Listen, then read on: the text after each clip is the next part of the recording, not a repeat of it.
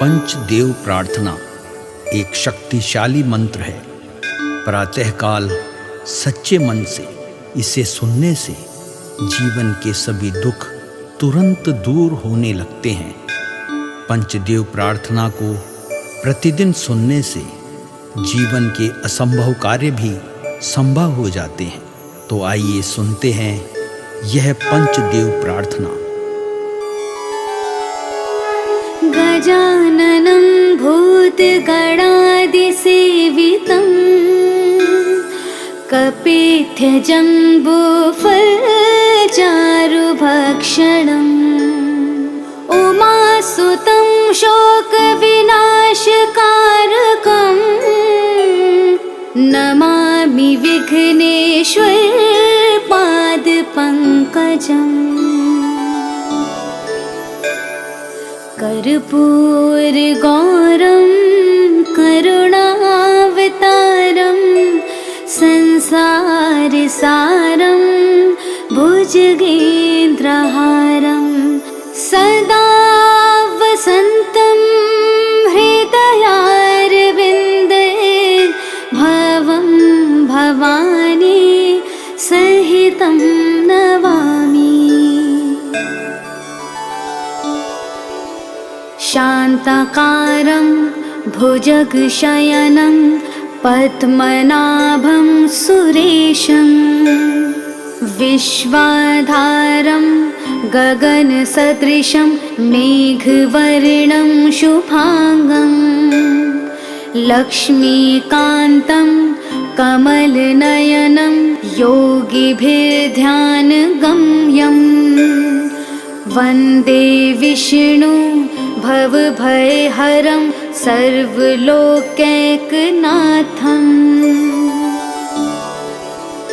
नीलाम्बुजश्यामलकोमलाङ्गं सीतासमारोपितवामभागं पाणो महासायकचारुचापं नमामि रामं रघुवंशनाथम्। मनोजवं मारुततुल्यवेगं जितेन्द्रियं बुद्धिमतां वरिष्ठं वातात्मजं वानुरयूथमुख्यं श्रीरामदूतं शरणं प्रपद्ये।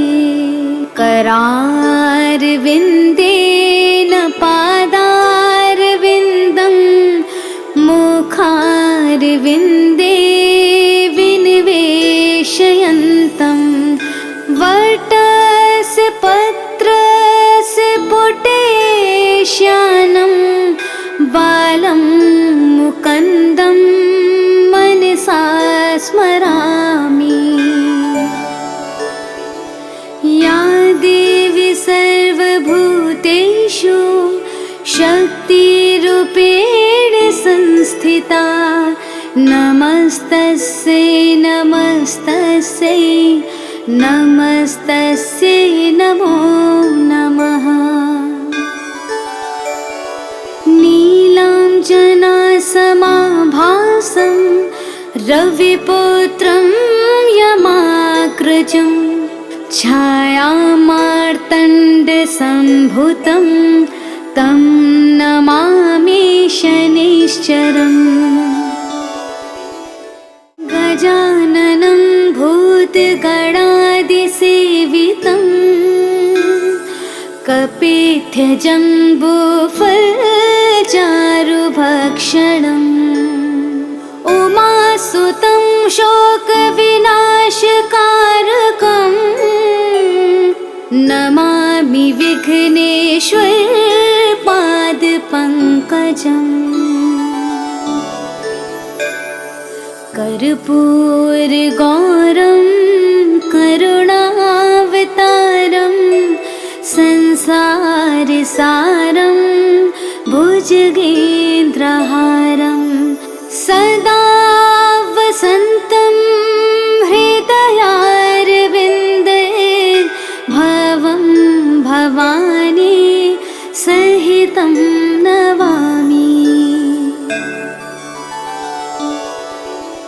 शान्ताकारं भुजगशयनं पद्मनाभं सुरेशं विश्वाधारं गगनसदृशं मेघवर्णं शुभांगं लक्ष्मीकान्तं कमलनयनं योगिभिर्ध्यानगम्यं वन्दे विष्णु भवभयहरं सर्वलोकैकनाथम्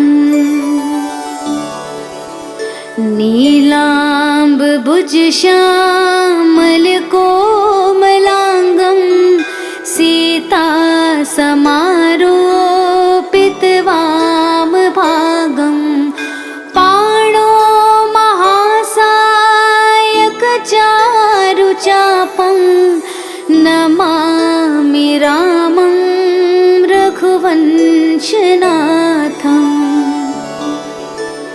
मनोजवं मारुततुल्यवेगं जितेन्द्रियं बुद्धिमतां वरिष्ठं वातात्मजं वानुरयूथमुख्यं श्रीरामदूतं शरणं प्रपद्ये करारविन्देन पादारविन्दं मुखारविन्दे विनिवेशयन्तं वटस्य पत्रस्य पुटेश्यानं बालं मुकुन्दं मनसा स्मरामि। या देवी सर्वभूतेषु शक्तिरूपेण संस्थिता नमस्तस्यै नमस्तस्यै नमस्तस्यै नमो नमः।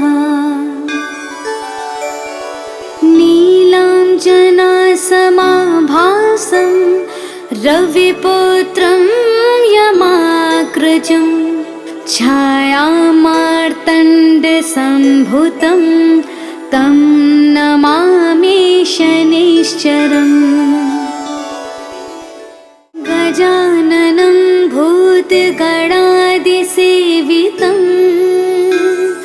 कपित्थजम्बूफलचारुभक्षणम् उमासुतं शोकविनाशकारकं नमामि विघ्नेश्वरपादपङ्कजम् कर्पूरगौरं करुणावतारं संसारसारं भुजगेन्द्रहारं सदा वसन्तं हृदयारविन्दे भवं भवानी सहितं नमामि।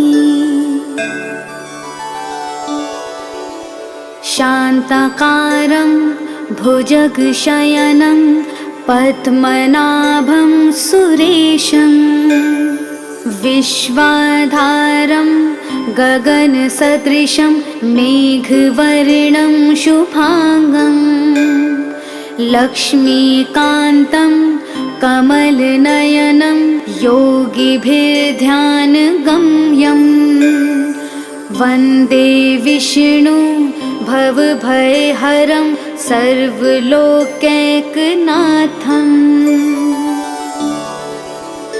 नीलाम्बुजश्यामलकोमलाङ्गं सीतासमारोपितवामभागं पाणो महासायकचारुचापं नमामि रामं रघुवंशनाथम्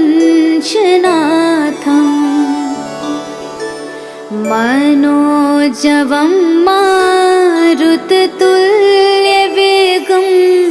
जितेन्द्रियं धीमतां वरिष्ठं वातात्मजं वानुरयोधमुख्यं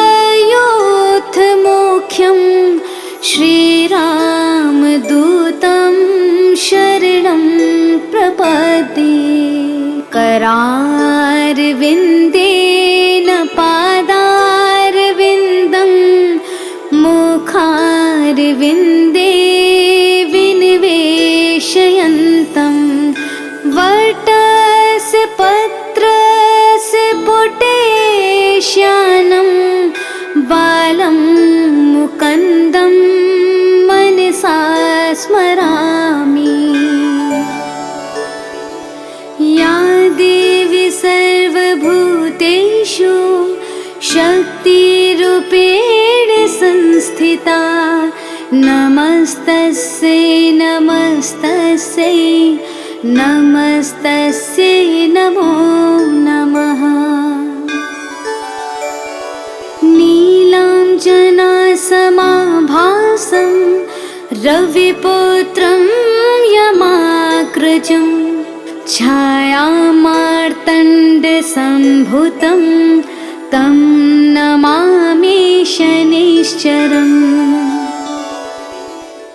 गजाननं भूतगणादिसेवितं कपित्थजम्बूफलचारुभक्षणम् उमासुतं शोकविनाशकारकं नमामि विघ्नेश्वरपादपङ्कजम्। कर्पूरगौरं करुणावतारं संसारसारं भुजगेन्द्रहारं सदा वसन्तं हृदयारविन्दे भवं भवानी सहितं नमामि। शान्ताकारं भुजगशयनं पद्मनाभं सुरेशं विश्वाधारं गगनसदृशं मेघवर्णं शुभांगं लक्ष्मीकान्तं कमलनयनं योगिभिर्ध्यानगम्यं वन्दे विष्णु भवभयहरं सर्वलोकैकनाथम्।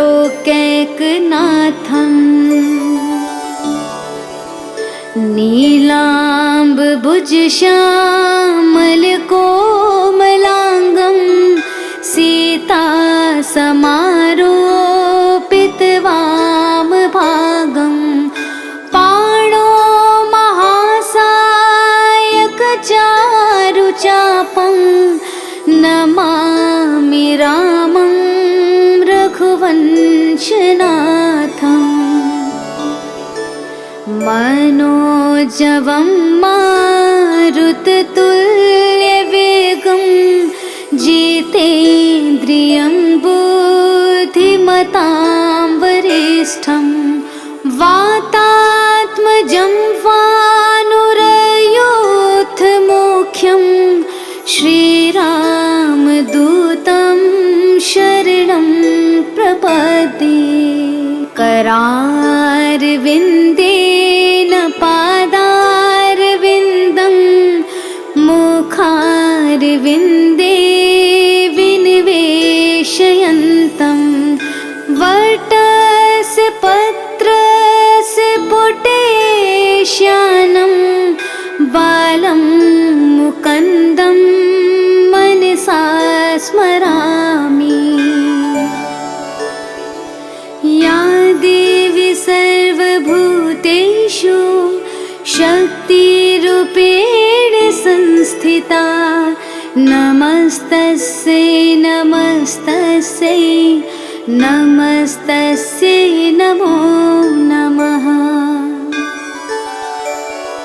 नीलाञ्जनासमाभासं रविपुत्रं यमाग्रजं छायामार्तण्डसम्भुतं तं नमामि शनैश्चरम्। गजाननं भूतगणादिसेवितं कपित्थजम्बूफलचारुभक्षणम्। उमासुतं शोकविनाशकारकम् नमामि विघ्नेश्वर पादपङ्कजम्। कर्पूरगौरं करुणावतारं संसारसारं भुजगेन्द्रहारं सदा वसन्तं हृदयारविन्दे भवं भवानी सहितं नमामि। शान्ताकारं भुजगशयनं पद्मनाभं सुरेशं विश्वाधारं गगनसदृशं मेघवर्णं शुभांगं लक्ष्मीकान्तं कमलनयनं योगिभिर्ध्यानगम्यं वन्दे विष्णु भवभयहरं सर्वलोकैकनाथम्।